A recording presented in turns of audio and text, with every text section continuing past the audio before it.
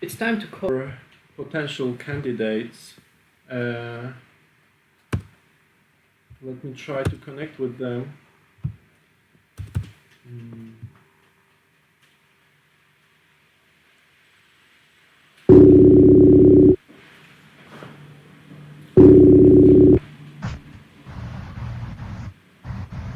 Hello. Hello. Meet Arthur Ledain, a candidate for executive director, and the other candidate, Daniel Boyle. Hello, Daniel. Hello.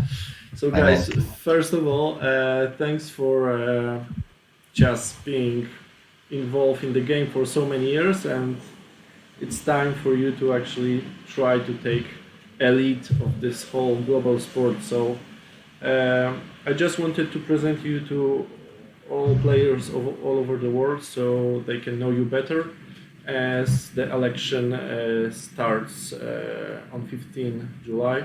So you have a bit of time to present yourself and we can discuss some topics that are most important.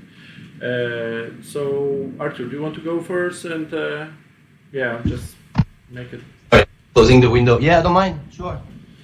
Okay, just go for it. It's your time, and we are listening and discussing. If you have any questions to me on Daniel, just go for it.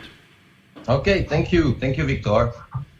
Thanks again. As mentioned, even though I see that we could organize stuff a bit differently, as I said and I mean it, it's a big responsibility and yeah, it's not an easy task. So thank you anyway for all those years. So, I mean, I explained a lot already. I released videos. I don't know if you watch it or not. So I'm gonna try to be short here. There's, I guess, two main points that I would like to speak of.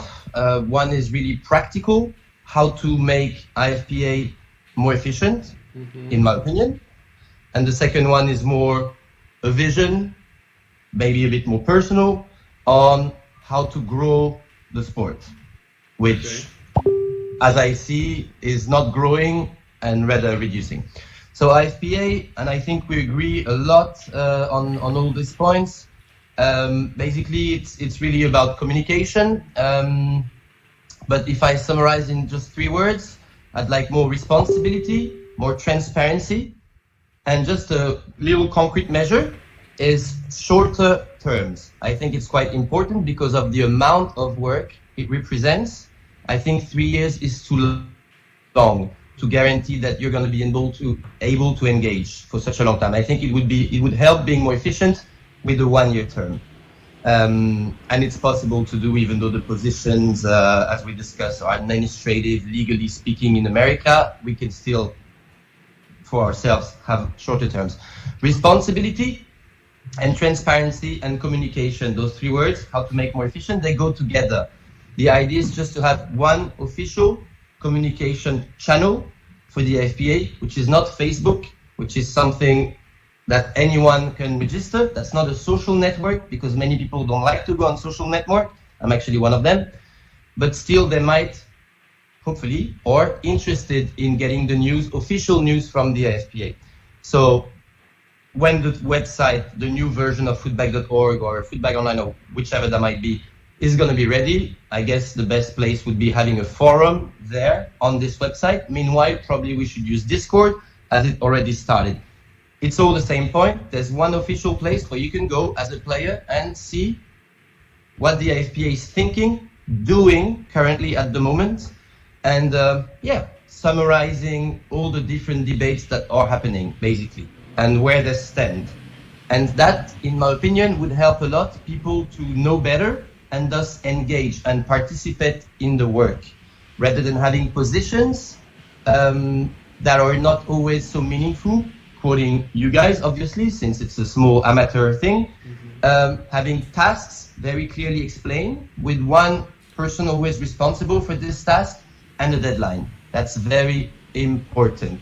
This way, the community can control the IFPA. And again, we're not professional, so I don't expect the community to bash us if we're getting late, but at least they will know. So that's what I call responsibility, transparency, and communication. This would lead, I think, to much or better efficiency for the IFPA. And hopefully the main goal being it will engage more people. The World's Freestyle Online, organized this year by the IFPA, is actually a very good example of better transparency, better communication, and better togetherness. On how to grow food bag, the big question is really how to recruit new players, and it's very interesting to read on Discord nowadays all the different opinions of all the people. As I explained in one of the video, anyway, literally speaking, it cannot be the task of the IFPA to recruit new players. My belief is it can help, again, by creating discussions, by inspiring different players, and by communicating on stuff that is being done by local people everywhere, and communicate, because that's inspiring to know what this guy is doing in this place, you know, that's inspiring. However, as I was explaining, no one in the IFPA is going to be able to teach kids or make a demonstration or whatever in different cities. So it's a job that at the end of the day has to be done by local people. And my belief is we cannot force anyone to do so. So how to recruit new players? It's an interesting topic that I believe we should still discuss all the time. The IFPA with the communication channel should anyway open groups of discussions. How to recruit new players, how an event should be like, what is the best length for routine, etc. All those topics that we are discussing currently during the election time in such a short time need time for us to go and read and be inspired and think about it and go back to it, etc. So opening groups. But still, to finish this very long sentence, sorry, at the end of the day, how to recruit new players, I'm not sure the IFPA can do something really very decisive. What I see, though, is we could be better, in my opinion, in when we are making our events. And if we're talking about the IFPA, of course, I'm talking about Worlds, since Worlds is the responsibility, World Championship, every year of the IFPA. My belief is because actually not so much of players' conditions, but rather the culture that we net players have, which is to not be so accurate on time. We have to book always such a big gym with 12 courts, and it takes forever to run the competition. Yeah, sorry, but you're also a freestyler, so you know both sides of the game. True. No, but I'm saying, thank you. So just go try, yeah. I didn't present myself, actually, thank you. That's maybe good to say. I played football for 15 years. And I've played a lot of freestyle before my ankles were really painful. Now I'm playing both. But anyway, I also know freestyle indeed. But freestyle, even though it has tons of events, doesn't take as much time as a net competition. If we want to be more visible to the world, which is my big idea about Worlds, we need to reduce the time that is required to play in a gym. Even outdoor, actually, we need to just reduce the time spent just doing the competition. This time that we will manage to reduce will allow us to do city-centered workshops, demonstrations, talks between us. We play too much. We play too much. The competition takes too much time.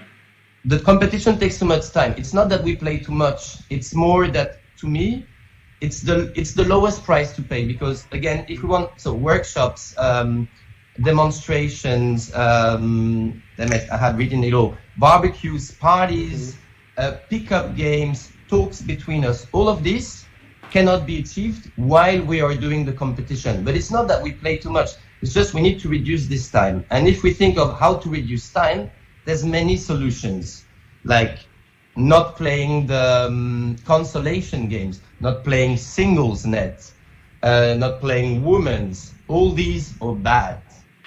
All these are bad.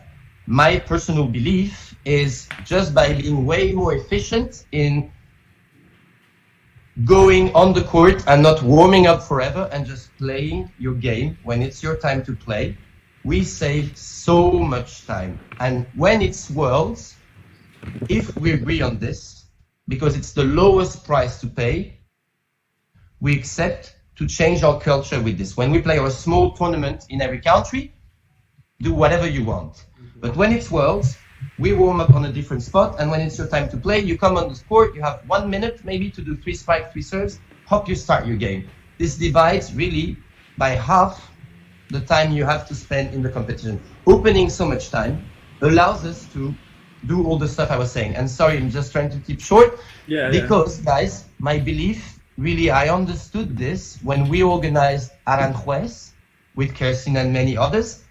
We are bankable, really. It's very interesting to read, and I'm not against going through social network at all. This should also be done.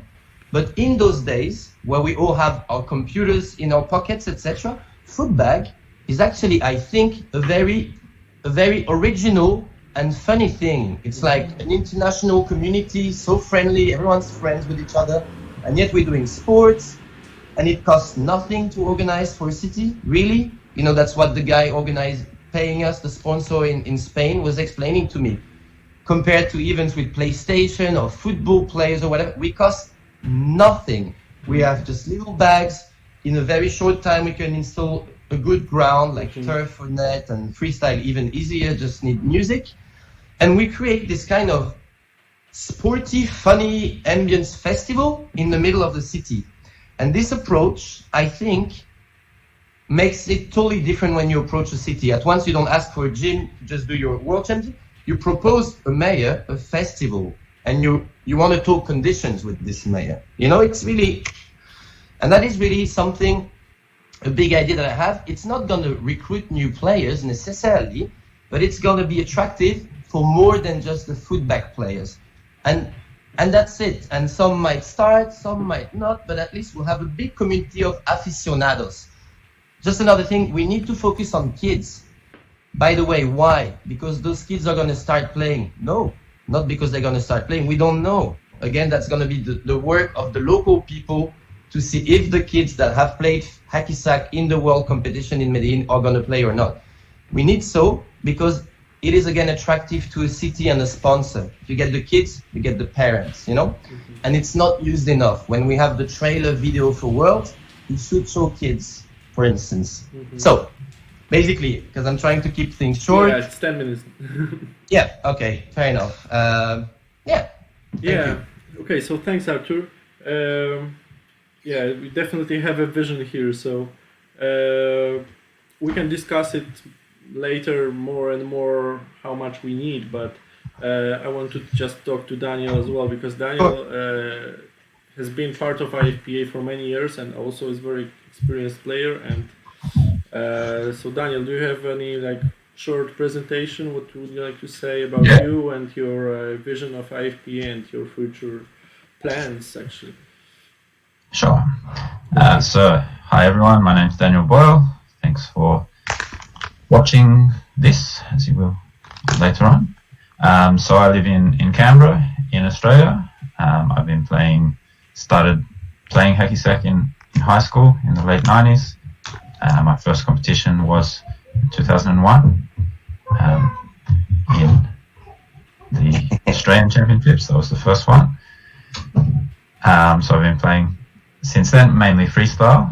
Although that first competition, I won the consecutive kicks tournament. And I think those type of events that are accessible to anyone are important. Things like consecutive kick, golf, the things like mini net as well, like Arthur mentioned. But a big thing that's been brought up is communication with the IFPA. So something that I just did this month and that I'll continue to do, regardless of what happens, is the IFPA newsletter. So that'll be an ongoing thing. That'll be monthly.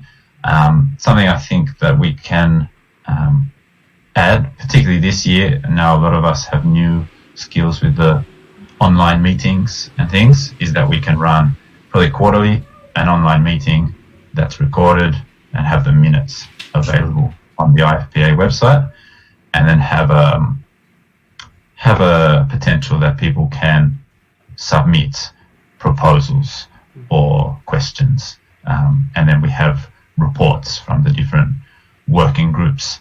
And I think that that is something. There's a variety of groups that are working on different projects, and it's been really good to see with the online worlds. That's like Arthur mentioned, it's brought together a whole bunch of people.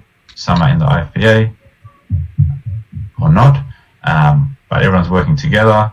That's come together really quickly, and I hope that we can build on that.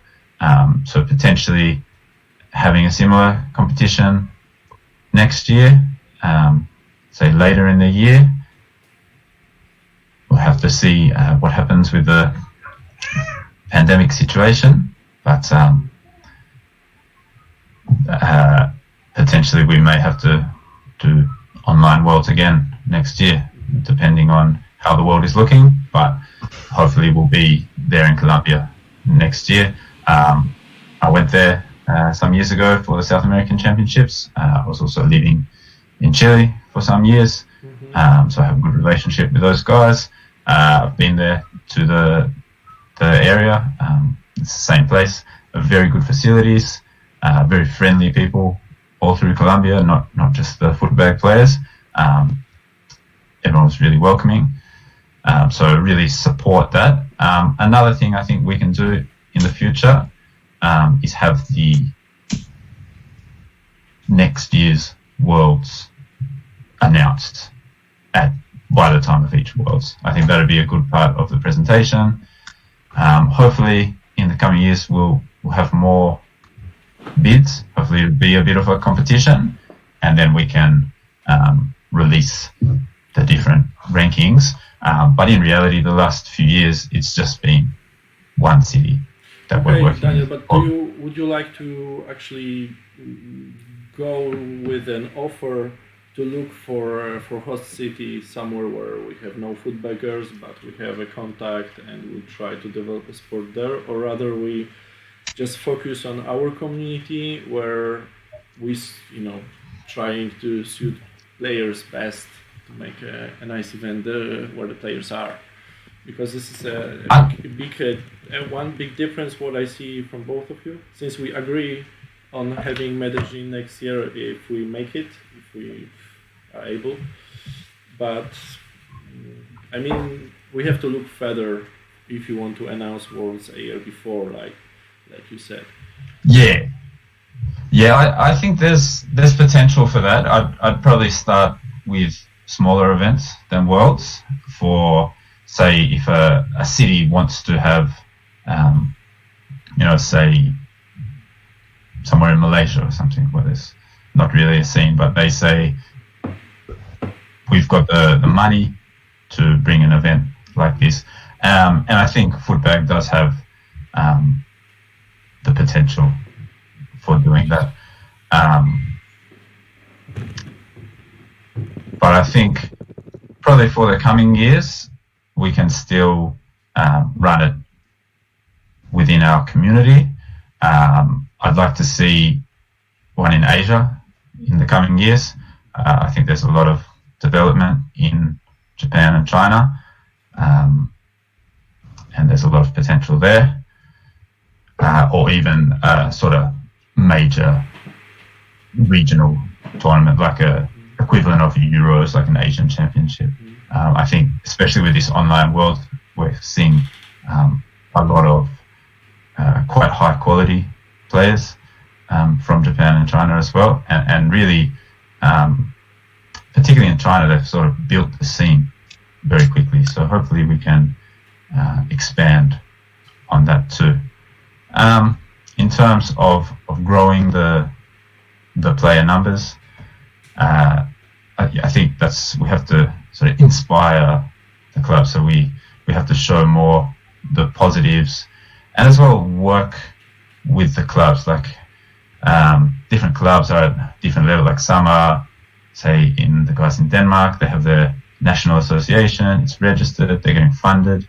Other places, it's just a group and who meet once a month. So should IFPA try to help players around the world to actually register associations, look for publicity, and I think show the way to do it, because I think we can have it legalized. It's the better way. I think we give advice, show, because every different country has different standards and things for getting, but we sort of give advice on the steps to go from just a group that's meeting to a legal entity. And I think that's something that the IFPA can, but where it's still going to be the club that needs to do the actual work, but the IFPA can give a bit of structure, say this is how you do, this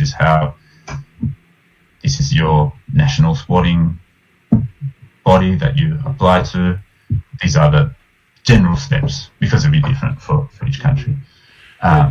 Just short interruption. About Medellin, I was. We are in the. Daniel knows because he's in the project, but we've been working with Colombia Club for over a year, and we realized very late that they don't have a registered association. And when we asked them to do it, even if we want to donate money for them, etc., they said it's just too hard for them to make it happen in such a short time. So it depends also on the country in terms of legalization and law, and it's not that easy like we think. Although I think I think especially now there's another year.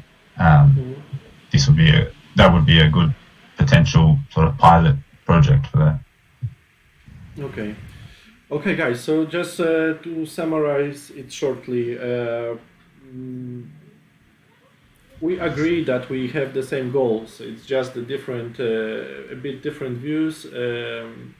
But no matter what's the result of the election, we'll be still working together, as I believe. And it's, as you said, if it's too much work for you for 3 years, or it should be the other way, we can just work together definitely, no matter who is the director, because it seems that we have the same goals. And these topics about communication, platforms, etc., of course, we have to clean it up. We've been doing it, and we need to just finish this project that are very lazy, actually, but many things are almost done. So for sure, the communication will be better, and I will publish this video online so everyone can watch it. And if you want to discuss anything more, just tell me, and it's the right time. Artur, do you want to say something, or just? Yeah, why not? Why not? Interesting points that we just discussed earlier today for me and yesterday for Daniel. About the rules and worlds. It's hard because I know your job is hard, because every time you're gonna try and make a change, you're gonna have people complaining. You cannot please everyone, right? Yet again, communication is the way, because that's what we did in Spain again with Kirsten. We wanted to make a few changes. The way we did it is we had a group with all, for instance, freestyle, right? We wanted to have 1.5 minute routines. So we just had a group with all the players participating, where we explained we want to do this. And we explained why, because we think it's going to be a better show for the public, blah, blah, blah. And eventually we voted, meaning all the players going there agreed, right? That's one way, communication. Another interesting way, if we talk about Colombia, because you have, with net, you have the people who want to play on grass, and the people who want to play in a gym, and the people who want to play on concrete or whatever. They're not too many, these guys. Okay, in turf, outdoor. Well, for instance, if we talk about Colombia, just really thinking out of the box like this, the way I could imagine is we play 2 days at the university on grass, not only because it's on grass, but because it's where all the students are, and I've been there as well, and there's tons of people there. And so the people playing on, like it was in Portland. And then for 2 days, really, it's just an idea. It could be something like this. 2 days you are in a gym, right, where you play your games the common way. So also the people who like to play the classical conditions we have are also happy. And then the 2 last days, it's more for the world, it's more of a show. And we do maybe the finals of net if we have the proper ground. And for freestyle, what I found very interesting, if you allow me just a 1 minute remark, Yoshi's routine with an umbrella. Can we talk about this quickly? You saw, I mean, the guy's level in freestyle is obviously not incredible, and this routine shouldn't win the world championship, obviously, because he's not the footback player in the world. And yet, and I think pretty much everyone will agree, if I show all the routines of worlds to non-footback players, they might prefer Yoshi's routine to the guy who's gonna win. That's what I mean. When we do worlds, and Christopher Zibert had the right word, he said it's by definition the showcase of our sport.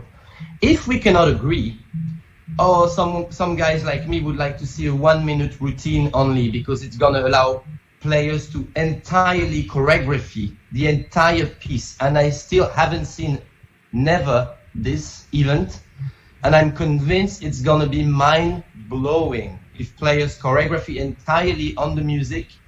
But if we cannot get an agreement because half the community wants still to play 2 minutes and the other one wants still to play 1 minute, well, it doesn't matter.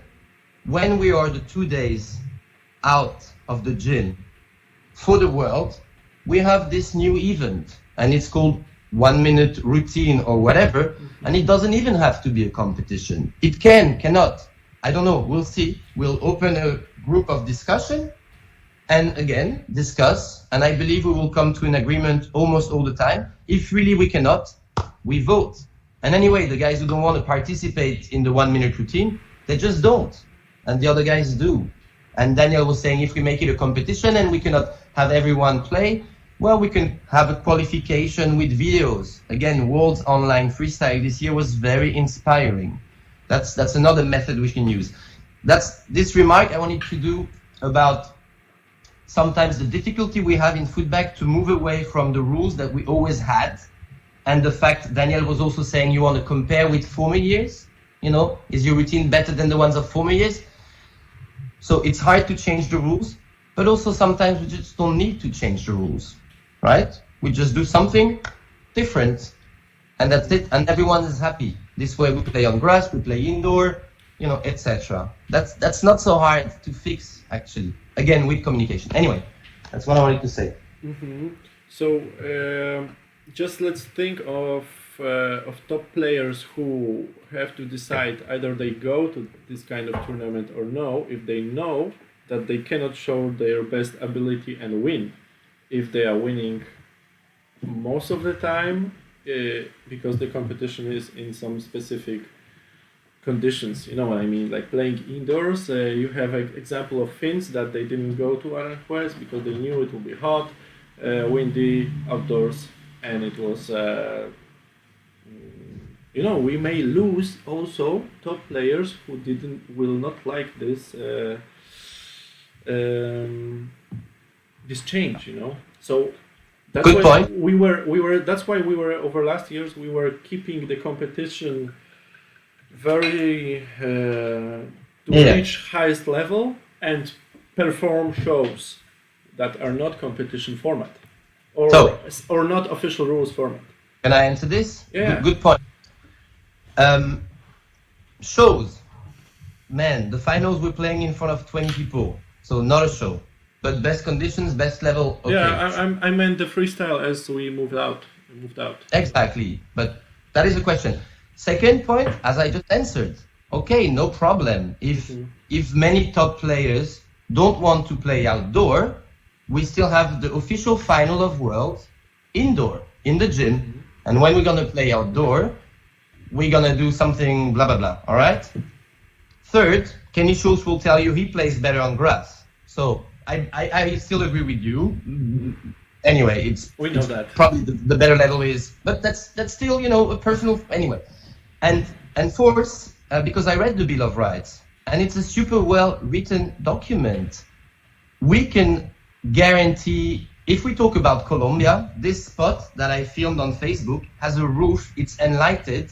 We just need to get a ground, and we are in pretty much the perfect conditions anyway. And last, what I want to say, the amount of players that we are losing by doing our events only in a gym, because as I said in one of the video, we're not a professional sport. The World Championship needs to be a good holiday. The amount of guys that are not joining our events because it's only in a gym, because now they have a wife and family and stuff, they cannot take a whole week out. And last point, man, Aranjuez was the biggest European championship we had in how many years? The turnover was amazing. We had 120 players or something registered. So too bad for the Finns. I mean, I'd love to see the Finns, huh? No hard feelings, but... And was it only because of this that they didn't show up? I don't know. Maybe not. Maybe I don't know either. But we had the biggest turnover. So anyway, but that's a good point. But again, we can just... If it doesn't have to be the competition, it just can be a show in that case. It's all just about reducing the time that is needed to do the competition. And this is doable. This is just doable. Okay, Daniel, do you have common opinion, or you think we should really totally go out or totally stay what we do and people will just come to us? It's really... I think it needs to be a mix. I think just from what I saw in the videos, you had a pretty good mix there in Poland last year. And something that I was going to add on, events like the freestyle football and footbag in the in the evening, big venue. Yeah. I think if we can do more like that, I think that's really cool, because there's a lot of, even a guy like Yoshi, there's quite a few players that play freestyle football and footbag, or they play takraw and net. So I think we have potential for crossover on those sports when the people already have some kind of foot skills, and having those kind of show events and with the cool videos. Like that was one video I was like really impressed by last year, seeing the footage from that event. And so I think if we can get some more of that kind of thing, those are the kind of good videos that people will be impressed and say, I want to go to that. And like Arthur was saying, we need something. If it's just the same as last year, I think something like Colombia, that's cool already, because it's in a new place. So say like the Prague 2003, that had huge numbers, big numbers from the US going, because first tournament in Europe. It was a whole new place. Lots of people had never been to Europe, so big numbers of people going. So hopefully we can have similar in Colombia when we have new places. I think for some people, if they just say, oh, it's in, if it's in San Francisco again, or whatever, they say, oh, it's just the same. So I think that is important to have a variety of venues, and to think that's, this town puts on a good, say in Boston, they've had good tournaments lately. You think, yeah, those guys, they know how to put on a good event. I'd like to go there at some point. So that's another thing with supporting the local clubs, making sure they got the good organization. But yeah, I think having those sort of nighttime events that showcase the sport, I think that's important. I think the competition parts, I think there's various ways to bring down the time of the net. The freestyle is pretty portable. Like a lot of the events in the last couple of years have, particularly the freestyle section, has been happening in a lot less time than in previous years. So, but yeah, maybe even having qualifying events for the net, like that could be outdoors. But I think, Arthur said it earlier, to have some part of the event where you're in the public area in the city, like in the city center. But I think you still want a good venue like a stadium, or like just the a base for safety and for logistics, yeah. right? Yeah. Okay, guys. So I think we covered most of the parts. what we need. So I hope to set up the election on 15th, and it will take time until 31st of July. And yeah, good luck on election, and I will support any of you and work with you for next years, and I will be around. So let's discuss more on the internet. Any platform is good. And yeah, thanks for the call. Talk to you later, guys.